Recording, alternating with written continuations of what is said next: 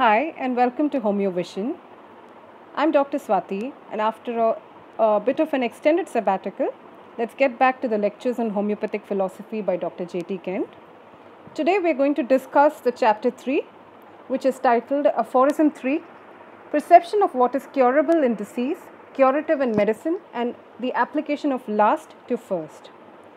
So before we start discussing the chapter, let's try to understand in brief as to what we can expect at the end of today's session.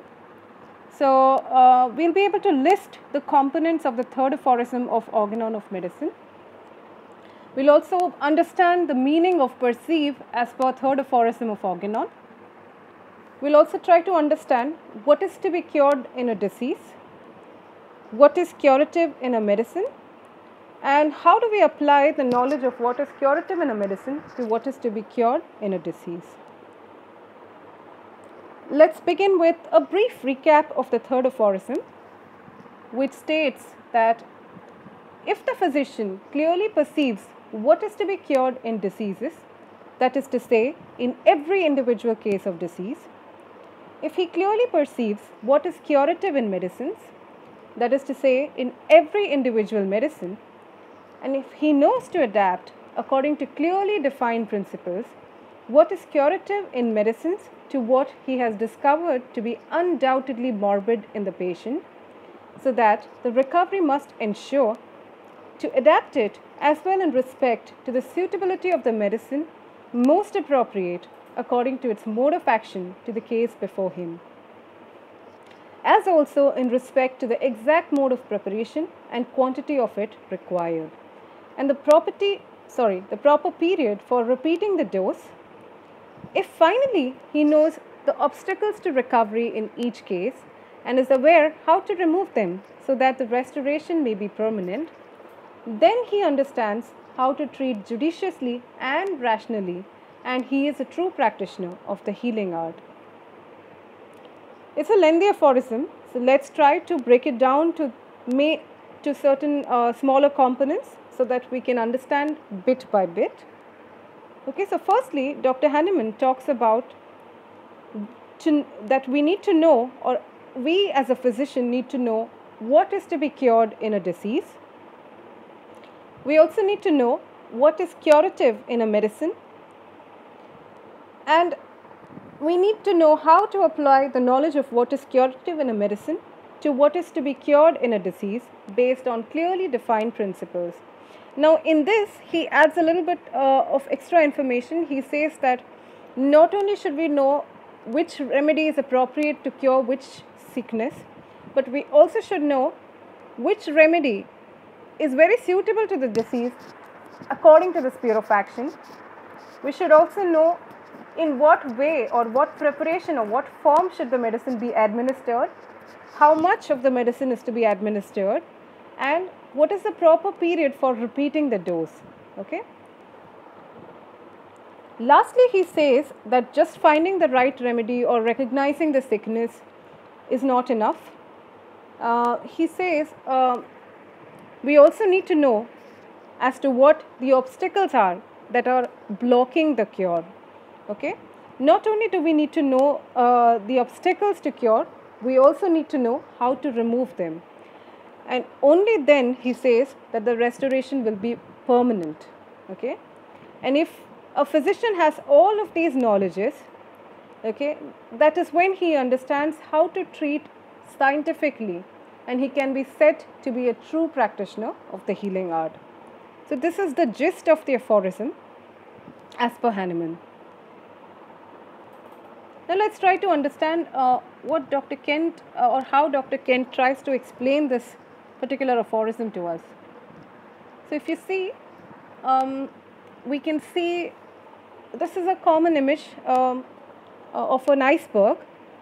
The iceberg in reality is very huge, but major portion of it is hidden underwater, submerged. Most of the time, from the ground or from the sky, we can only see the tip of the iceberg. Okay, so only a part of the whole is visible. Okay.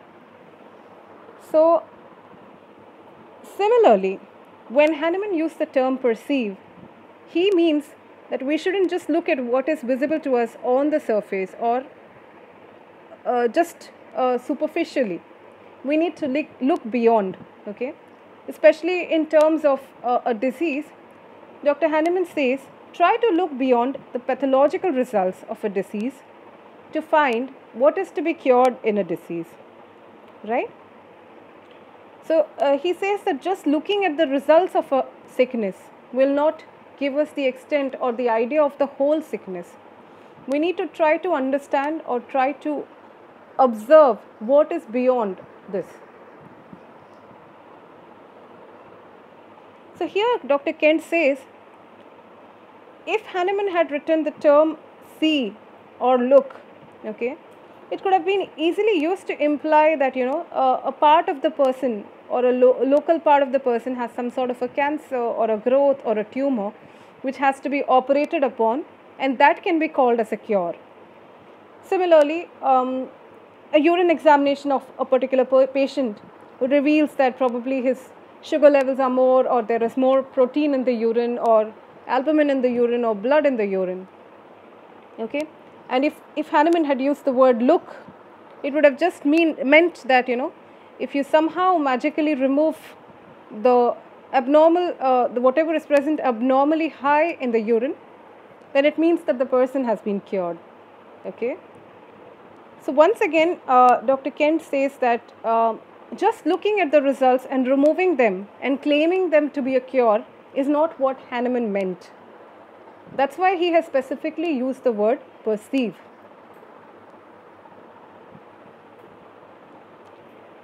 So how do we know what are the curative indications in a case, right? In this image we can see a cancerous growth, and the next image we see a complete liver cirrhosis, a total liver cirrhosis. Just take a moment and think whether these are pathologies that can be reversed. Suppose cancer has destroyed a part of an organ. So, is it possible to reconstruct it back with the help of medicines? Or if suppose somebody's liver is totally, there is a total liver cirrhosis, is it possible to bring back the liver just by medications? So he says that these are nothing but results of disease, okay, and usually these are irreversible tissue changes, and therefore these cannot constitute as curative signs. These signs cannot be taken as what is to be cured in the sickness. So basically, in a case, the curative indications would be those which can be reversed, those which are dynamic in nature, okay, things which are capable of a change are what can be termed as curative signs.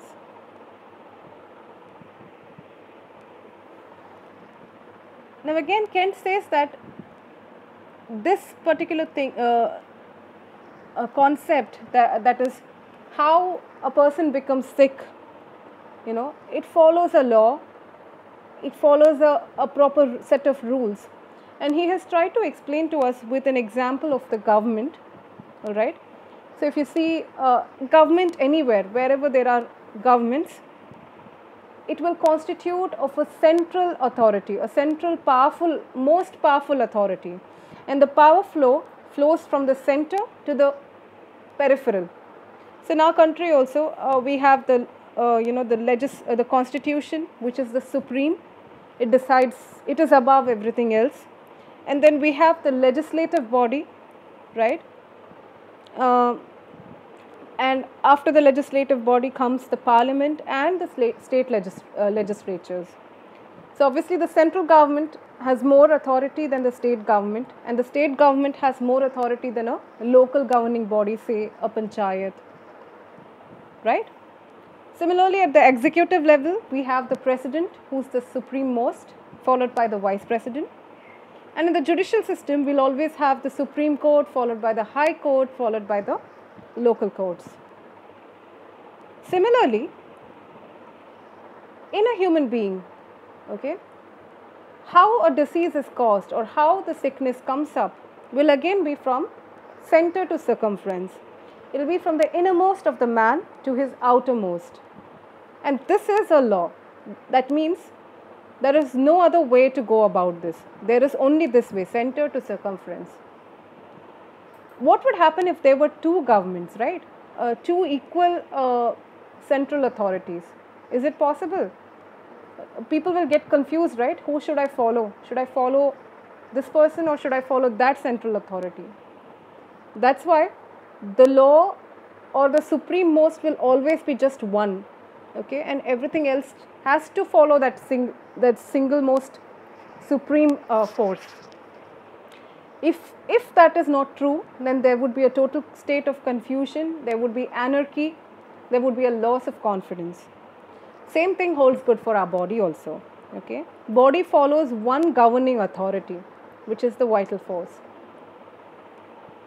He's given another example of, say commercial trade units or trade centers, especially previously when Kent has written this book. There used to be certain cities or certain places which used to dominate the world trade. Back then it was London, Paris and New York. Of course, now thanks to globalization, every other place has a trading center. But back then, the trade was governed by, one or two places, and the rest of the world would follow suit or take inspiration or follow whatever the rules are set by those authorities.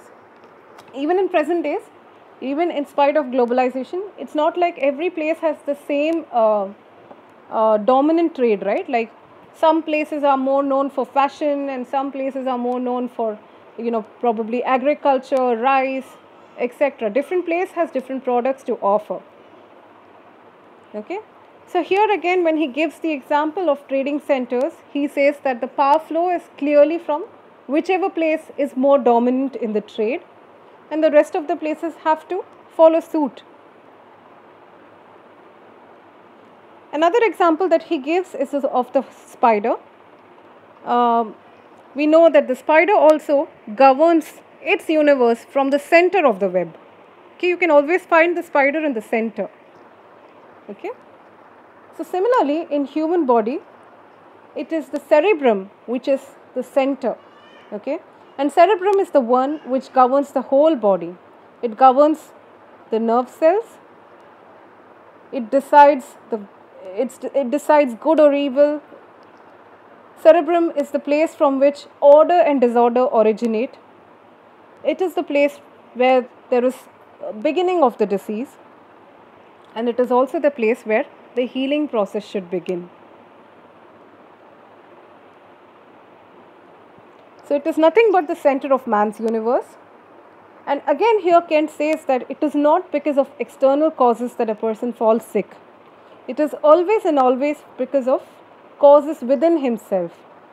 Okay, as in something at the level of the cerebrum would have gone into a state of disorder, and then disorder follows in the rest of the parts of the body. And this he calls as the true perception of sickness. This is how we must perceive sickness. We must not try to perceive sickness based on pathological results. So now when we understood what is the meaning of perception and what we are looking for in a sickness, then how do we perceive what is to be cured in a disease? Okay. So again, Kent gives a couple of examples, or I would say these are my own examples. In the first picture you see a bottle of water, and the same water is being poured into the ocean. And in the second picture, with a magnifying lens, we are able to see a fragment of the scenery in a more clearer view. Alright. So in both the places, there is something bigger and beyond, right? Which is nothing but the general. So Kent says that we need to understand what is to be cured in a disease by understanding the disease in general or diseases in general, and then we slowly come to the particular. As we go in further slides, you'll be able to understand this better. Now, when we try to read or study pathology in our second year, we always start with general pathology, right? And then we go to the, the specific diseases. So general pathology always comes first, and then we get a general idea about what happens or what are the changes that take place in various illnesses.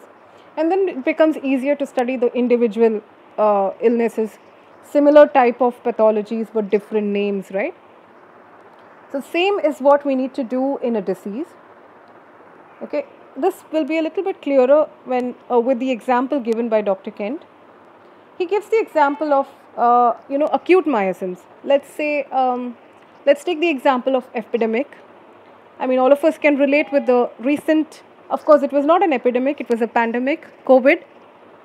So initially when the illness came up, even COVID including, it started with just 1 or 2 patients, right? And when those 1 or 2 patients, when they came to us, the physicians, we have never seen anything like it before. So initially it was a bit confusing for us. But then slowly more and more patients began to come with the same sickness or same symptoms, right? So slowly from confusion, we got a bit of, or we got a fragment, we got a few set of symptoms of this particular illness. Okay, so we got a fragment of the symptoms. And gradually, when it became a large number of patients, when the epidemic or the pandemic involved more and more patients, we got a complete picture. Even in COVID, if you recall, initially it was just respiratory symptoms. People were having just the common cold, coryza, and then rapidly progressing to pneumonias, breathlessness, etc. And then we started seeing or hearing about, microvasculature getting affected, microclot formations. And then later on we got to know about, the mucormycosis, the fungal, the black fungus. So slowly, section by section, we started getting different phases of the same condition, right? So similarly, in an epidemic, as we see a large number of patients, we get to see the symptoms on all the levels of the body, right? Or different levels of the body, whichever is the characteristic of that particular epidemic. So slowly, as and when we keep observing a large number of patients, we are finally able to get a complete picture of this particular epidemic. We understand by now that what is this disease and what are all the symptoms that can be caused by this particular epidemic, or which can be seen in this particular epidemic. So then he says that once we get a complete picture, we need to start arranging all the symptoms of this particular epidemic as per the Hahnemannian schema, that is the anatomical schema from head to toe. And then we can understand the pathognomonic symptoms, which are nothing but the diagnostic symptoms of this particular epidemic. And by doing this exercise, he says, we will be able to understand how this particular epidemic affects the human race in general, and how this particular epidemic affects each individual patient. And slowly, from a state of confusion in the beginning of the epidemic, we finally reach a stage where we are able to predicate what is belonging generally to this particular epidemic and what is particular to this particular epidemic. So what he means by this is, there are some things which are the expected symptoms of the disease, which are nothing but the diagnostic symptoms of the disease. But sometimes, not sometimes, even though large number of people are affected, each and every person is affected differently. Each and every person puts his own stamp onto this particular illness, right? For example, in typhoid fevers, generally we expect a lot of prostration, lot of weakness, lot of sleepiness. Now suppose a patient comes to us who's the opposite of that, who's absolutely energetic, who's got high fever, but when you look at him, you can't make out that he's got high fever. We should take it as a characteristic, right? I mean, it's something that is away from the expected pattern of the disease. So that's what Kent means by this particular statement, that is, the physician reaches a state where he is able to predicate what is generally belonging to this particular condition and what is specific to the patient. So that's what he meant by general to particulars, right? Generals to particular. You understand the disease in general, how it affects the entire human race. You understand the entire extent of symptomatology that can be produced in this particular illness. Later, you come to the individual level where you are able to get something which is peculiar to this particular patient. Okay, for example, lot of patient is having a lot of diarrhea, but no weakness. Usually in diarrhea, because of dehydration, we expect some weakness, but somebody has come without weakness. Or for example, a patient has gone on without sleep for a couple of days, but still is at the best of his energy. All these are something which are away from the normal. All these are particular or peculiar. So that's how we are able to arrive at the peculiar image of the sickness.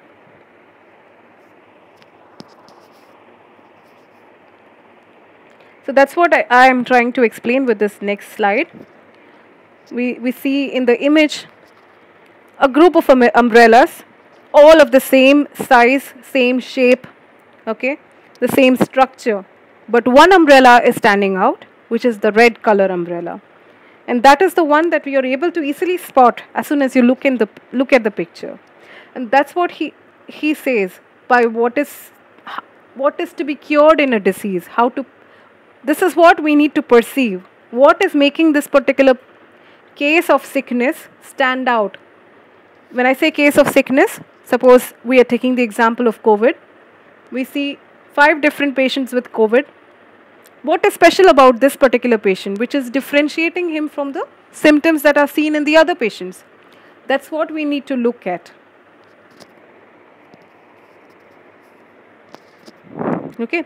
So in every epidemic, each individual case will have some unique features, and this peculiar unique features is what will make up the totality of symptoms, and this totality of symptoms is what is to be cured in the disease. Okay, this is how we get an idea, or this is how we can perceive what is to be cured in a disease. So we have understood the general nature of this epidemic, that is COVID. Okay. We have understood how it affects the human race in general. We have also tried to understand how it affects each patient individually. We are observing it. The next step, he says, especially in case of acutes, is to take the help of repertory and identify the general group of remedies that are able to produce the same set of symptoms which are the same as this particular epidemic or pandemic in case of COVID. Okay, so when we repertorize, out of the huge number of remedies that come up in our repertorization chart, we will see that only 6 to 7 remedies are covering all the symptoms that are generally brought about by this particular epidemic or pandemic, say measles or COVID or whatever. Okay, so then he says the next step would be to take the help of materia medica and become thoroughly acquainted with all these 6 to 7 remedies, okay, which have been narrowed down, and then differentiate these remedies with the help of materia medica. So when a patient comes to us with the same particular disease or same COVID, we are not going to give the same remedy to all the patients who come to us, right? See, some patient we might have given, say, sepia. Some patients we have given lachesis. Some patient we have given veratrum. Okay. Some patients we might have given china. Some patients we might have given pulsatilla.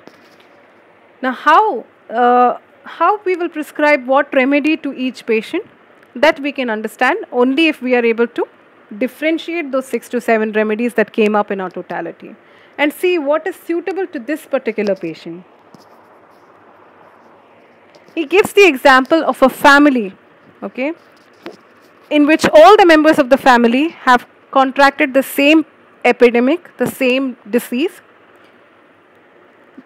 Will we give the same remedy to all the members of the family? The answer would be no. So the sickness is same, but the remedies will differ, and the difference will be based on how this particular person has presented uh, as an effect of this sickness, right? So somebody might be having high fever but very active, and somebody might be having a very nominal fever but lot of weakness and lot of drowsiness and lot of sleepiness, right? And somebody would have unconsciousness, and somebody would have a lot of dullness. Somebody would become very hyperactive. Okay. Sometimes he says that some patients might be completely different from those 6 to 7 remedies that we have narrowed down for this particular epidemic.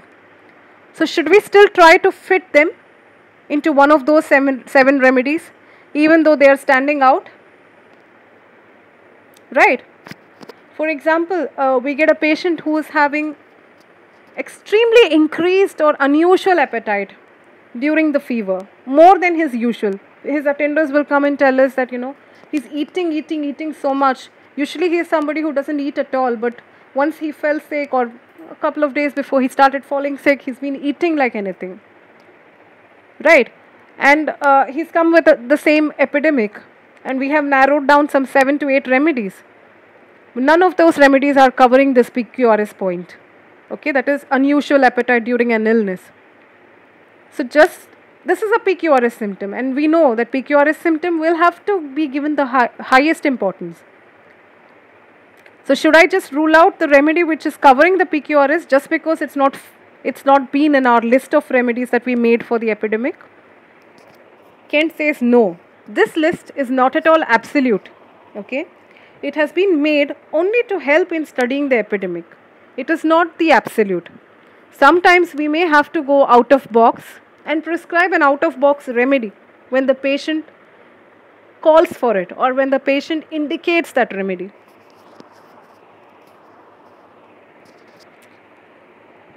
So each sickness, he says, each illness we will have to work out in this way. That is, we need to study the general pattern of the sickness. We need to understand the diagnostic symptoms of this particular sickness in general. And then when the patient comes to us, we need to understand how this patient has responded differently to this particular illness. And this difference is what will help us in prescribing successfully and rapidly. And he says there is no shortcut to this. We have to go through this drill for every case of disease that comes in front of us. We'll have to study it this way only, and only then we'll be able to get quick results and good successful results. That's what, just a repetition of the previous. We will have to sometimes think out of the box. We should not just fit the patient into a certain group of remedies. Whatever is indicated is what needs to be prescribed in order to be able to cure the person. So he's just given some examples. Certain remedies will correspond to a particular type of sickness well. For example, typhoid fevers, we will see more of arsenics and phosphorus and bacterias, rustox, bryonia. These are the group of remedies that will have more of those typhoid type of fevers. In case of measles, usually it is pulsatilla which brings out a lot of symptoms that are very close to measles, the glandular affections, the eruptions, etc. Scarlet fever, of course, we have another group of remedies like ailanthus, apis, belladonna and sulfur. But we must prescribe these remedies for the typhoid, for the measles or for scarlet fever only and only if it is clearly indicated. Now just because commonly arsenic is prescribed for typhoid doesn't mean that every case of typhoid we need to try to fit it under arsenic. Okay. So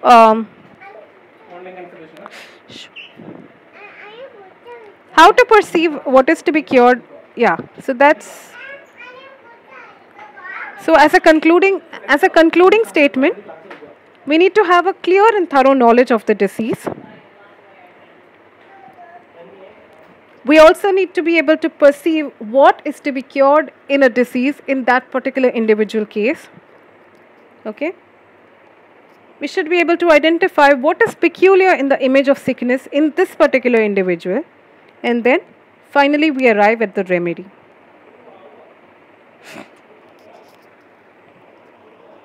In case of chronic miasms also, we need to study it in the same way as we study acutes or epidemics. One sec. Yeah. So chronic miasms also need to be studied in the same way as we have studied the acute miasms. So chronic miasms are nothing but psora, psychosis and syphilis. So in the same way, we need to study the general characteristics of psora. What are the various symptoms that it can produce from head to toe? It should be studied in depth. All the symptoms must be arranged in the anatomical schema.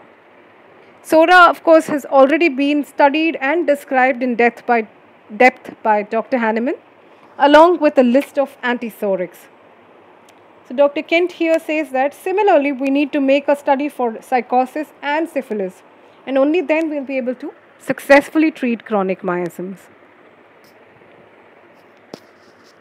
So this is about how to perceive what is curative, what is to be cured in a disease, right? Now we arrive at how to perceive what is curative in a medicine. So again, it will be the same, general to particulars.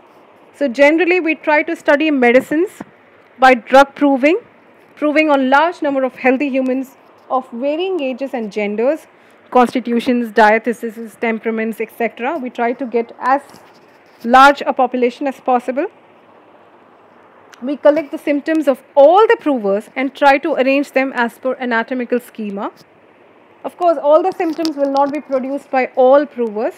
That is why we need to have a large number of people so that we are able to get each and every effect that can be produced by this particular disease. Sorry, the medicine. Okay. So by doing this, we are able to understand the general nature of the remedy as to how it affects the human race in general. And also, of course, like I mentioned, some symptoms will be produced only by very few people. Okay. So those will be the standing out symptoms or peculiar to that particular individual. So we also study how this particular remedy affects the individual, not only the human race.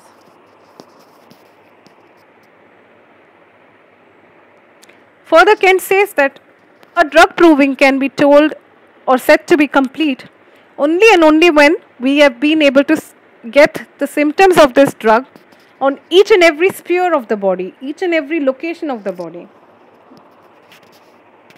All the medicines must be studied in this way to understand how it is affecting the human race in general, and also to be able to understand how it affects each individually. So when we have these two knowledges, that is knowledge of what is to be cured in a disease and what is curative in a medicine, we apply these knowledge to each other, okay, and we are able to arrive at a solution which helps in curing the sick person, okay.